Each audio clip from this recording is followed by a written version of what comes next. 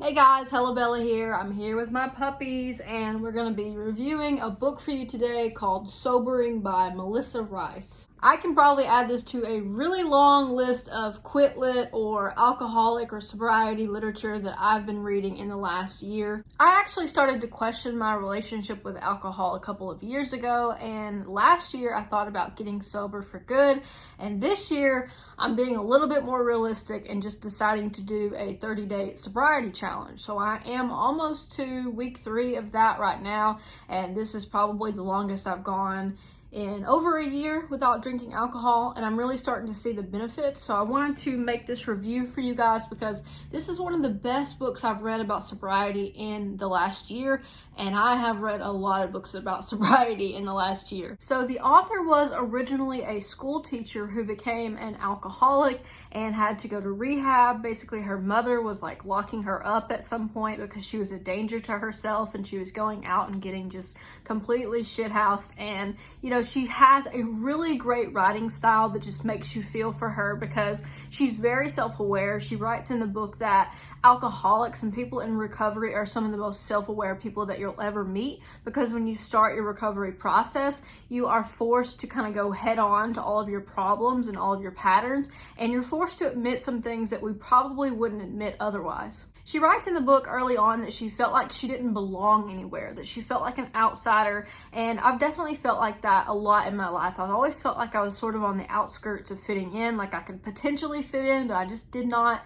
I don't know, there was always something missing. I always felt like there was a broken piece of me that just could not relate to other people. The book does a really good job of seeing how she became an alcoholic and kind of seeing through that stage of her life that she was really hurting everyone that she knew, but she was hurting herself most of all. She was really tough on herself. She was really mean to herself. And I think if you really listen to this book, you can tell now that as she's looking back on it, she probably regrets being so hard on herself. But at the time when you're an alcoholic or you're deep in the throes of any addiction, you literally just hate yourself so much. I highlighted this quote that says, "Alcohol did for me what I couldn't do for myself.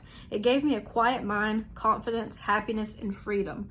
But it also took away all of the things that had once given me and then some." So I can relate to this for sure. It really does seem to help in the short term, and that is the part of your brain that's like, it's okay, just go get a drink, you'll feel better. Just go out and have a few and, take a load off, just relax, you deserve it. You had a long week. These are things that I've said to myself in the past when really I needed to be, dealing with my feelings, kind of thinking through things, and instead I was quick to go find a drink to kind of not feel my feelings. One of the things in the book that she touched on is the correlation between mental health issues and alcoholism, and how difficult it is to get treatment for both at the same time, because she was having issues with her anxiety, issues with her depression, and the anxiety and depression doctors were saying, well, you need to deal with your alcoholism, and then the alcoholism people were saying, we need to deal with your depression and anxiety. So it was really tough for her to get the help that she needed, and she actually wound up going to a recovery program that was based on the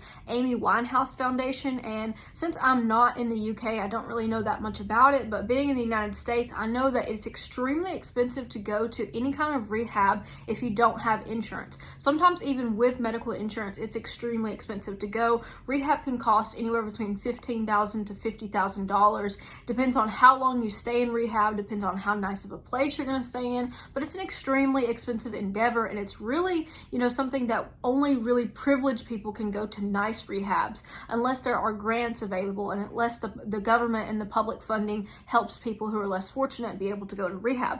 So she really highlighted the trouble that she had just trying to get into a treatment program in general, and I thought that was so just revealing to our society is how we look at mental health and how we look at addiction, because literally, if you have some kind of ailment like diabetes, everybody knows that's a disease, but when you have alcoholism, people treat it like you have some kind of character flaw, like you can't possibly make very good decisions on your own, like you've just chosen to live a life of, despair, and it's all your fault, basically, if you are an alcoholic. And so what she's trying to touch on in her book and in her podcast is that alcoholism is a disease, and it is something that lots of people suffer from, and that there need to be programs in place to help alcoholics. The author also talked about how she was a people pleaser and how she thought that everyone else basically adjusted themselves to make other people happy, and basically she was like a social chameleon depending on who she was around. around, she would kind of go to the behavior that she thought that they would find the most appealing. And she also touched on like the concept of codependency,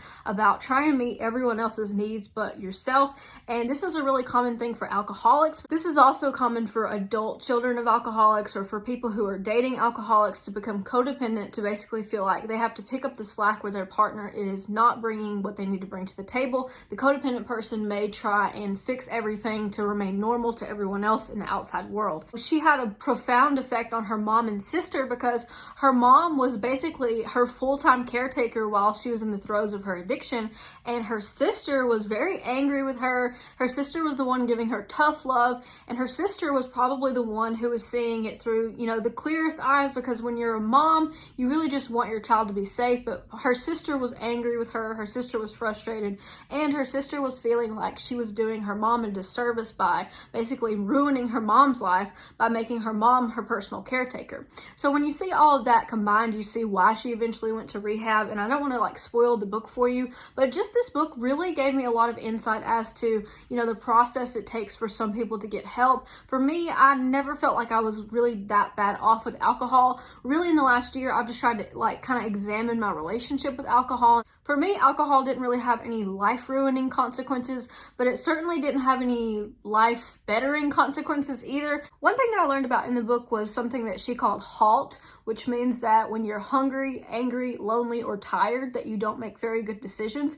And this is probably true for all people, not necessarily just alcoholics. But for her, she said that when she was in those states, it was very difficult for her to make the best decision. So she would always try to analyze, like, am I hungry? Am I angry? Am I tired? Am I lonely? And those were some things that she could ask herself to see, what do I need to do? How do I need to check in with myself to take better care of myself? Another concept from the book that I learned about was that she said that when you stop drinking, your feelings will be like off the charts. Like, you will feel everything so hard. And in the last 3 weeks of being sober, I've definitely had more time to sit with myself, and I've had more time to just kind of examine, like, oh, how does it feel to be alone on a Saturday night and have nothing to do and you can't go out and do your usual drinking? Like, those are things that I'm not really used to doing. It was definitely uncomfortable for the first couple of weekends that I was sober. She also mentioned having like an identity crisis when you stop drinking. So basically you might feel like, who am I without alcohol? Like, who am I without a drink in my hand?